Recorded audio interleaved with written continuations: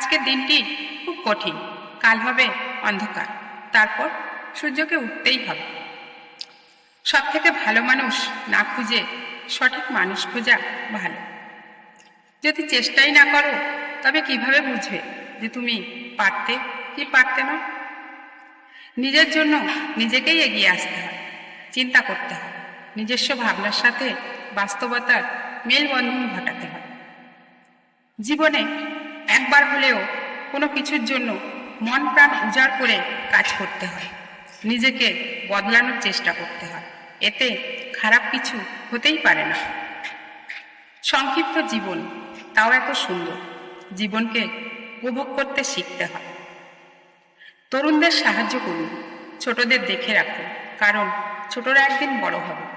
তারা তাদের মনে আপনার বপন করা বীজ ধারণ করবে, আর যখন তারা বড় হবে তারা অনেক কিছু বদলে দেবে। আমাদের সকলের মাঝে যে জিনিসটি থাকা সবচেয়ে জরুরি তা হলো ধৈর্য।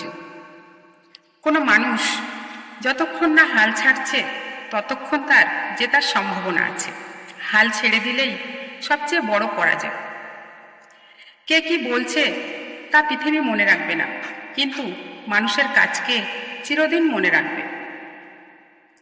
অনেক মানুষের চিন্তাকে কোনোভাবেই এক করা সম্ভব নয়, কিন্তু একটি লক্ষ্যকে সবার লক্ষ্য বানানো যেতে পারে। প্রত্যেকে অবশ্যই তার প্রতিযোগীর থেকে শিখবে, কিন্তু কখনোই কপি করা যাবে না। অতীতের সাফল্য হয়তো ভবিষ্যতের ব্যর্থতার দিকে নিয়ে যাবে, কিন্তু প্রতিটি ব্যর্থতা থেকে শিক্ষা নিতে পারলে তবে দিন শেষে একজন সফল মানুষ হবে। সবাই তোমাকে পছন্দ করবে এটা অসম্ভব, কিন্তু এটা খুবই সম্ভব যে সবাই তোমাকে সম্মান করবে। যাত্রা যত কঠিনই হোক, নিজের স্বপ্নটা প্রতিদিন দেখে যাওয়া উচিত। এটা তোমাকে অনুপ্রেরণা দেবে আর হতাশা থেকে বাঁচাবে। যখন কেউ আকারে ছোট হয় তখন গায়ের শক্তির বদলে মগজের শক্তির উপর ভরসা করা উচিত।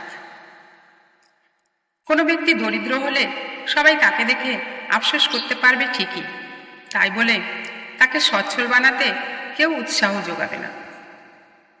ব্যবসায় সফল হতে হলে প্রতিযোগীদের উপর নজরদারি বন্ধ করে এর বদলে ক্রেতাদের প্রতি মনোযোগী হতে হবে। একটি মানুষের কোনো ধারণা নেই সে আসলে কতটা ক্ষমতা রাখে। অন্যের সাফল্যের বদলে অন্যের ভুল থেকে শেখার চেষ্টা করতে হবে। বেশিরভাগ মানুষ মোটামুটি একই রকম কারণে ব্যর্থ হয়। অন্যদিকে সফল হওয়ার অনেক কারণ থাকতে পারে। কারো সাথে যদি একটি বিষয়কে আলাদা আলাদা দৃষ্টিভঙ্গিতে দেখা বেশ কিছু লোক থাকে, তবে তার জন্য বিজয়ী হওয়া সহজ হবে। বর্তমানে অর্থ উপার্জন করা খুবই সহজ, কিন্তু সমাজের প্রতি দায়বদ্ধ থাকা এবং বিশ্বের উন্নতি করা খুবই কঠিন কাজ। অতি বুদ্ধিমানদের টিমের লিডার একজন বোকা লোক হওয়া উচিত। যদি একটি টিমে সবাই বিজ্ঞানী হয়, তবে তাদের নেতৃত্বে একজন অবিজ্ঞানী থাকলে ভালো, কারণ তার চিন্তাভাবনা হবে আলাদা। তার কাজ হবে বিজ্ঞানীরা যে প্রজেক্টে আছে সেটা নিয়েই যেন গবেষণা করে তা নিশ্চিত করে।